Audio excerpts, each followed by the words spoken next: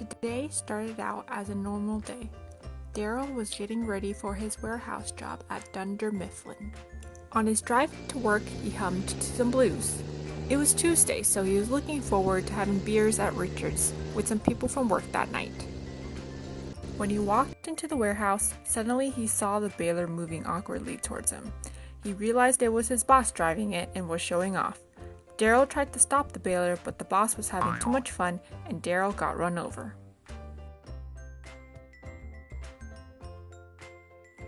It's been a normal day in the blood vessel. The red cells are rushing past, trying to get to their destination, carrying oxygen with them as they pass by. A few white cells slowly glide by with not a lot on their minds. But the main characters aren't them, it's the platelets. When the body sustains an injury, there are multiple things that happen. A blood vessel may be damaged. When this happens, there is a hole in the blood vessel and lots of particles start flowing out of it. With the injury, the vessel vasoconstricts and the damaged endothelial cells will start releasing platelet activating factor, which will activate the platelets in this localized region. This is activation.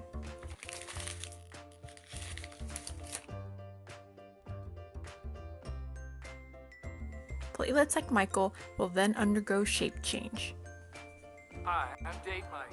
Nice to meet me. An activated platelet can now adhere to collagen, which lies underneath the basement membrane that has now been uncovered because of the injury. Platelet receptor GP1B binds to von Willebrand's factor on collagen. This is adhesion. With the shape change, platelets will release their granules that have been inside of them. This includes thromboxane A2, which functions to amplify platelet activation and aggregation to the site of injury. ADP acts as a platelet agonist to further activate platelets and release more ADP. Serotonin is released from the granules to continue vasoconstriction and keep components at the area of injury. Calcium is released as it is an important component for the coagulation cascade. Fibrinogen is an important component in the next process, as it will be a major component of the platelet plug that will create the foundation for a clot. And lastly, the platelets release von Willebrand's factor in order to attach to more collagen. Platelets will also reveal platelet factor 3 on its phospholipid membrane, which will be needed for the coagulation cascade. This is the release reaction.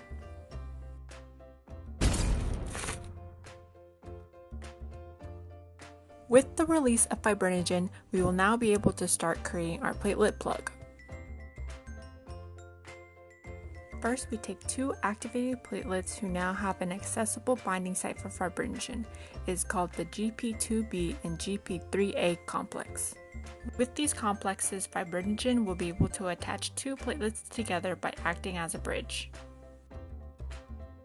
This happens over and over again all over the injured area so that it will create a platelet plug. This is aggregation. With the fibrinogen sewn into the platelet plug, it will eventually crisscross over each other and create fibrin strands that will make the plug tighter. Lastly, to make the clot secure, actin-myosin complexes on the platelet membranes pull at each other in order to retract and solidify the clot. Today was not Darryl's day. After his trip to the ER, he wasn't able to go out with the guys for beers with all the meds he was on for his leg. He just hopes that the meds work long enough so he can get some rest. It's going to be a long day at work tomorrow.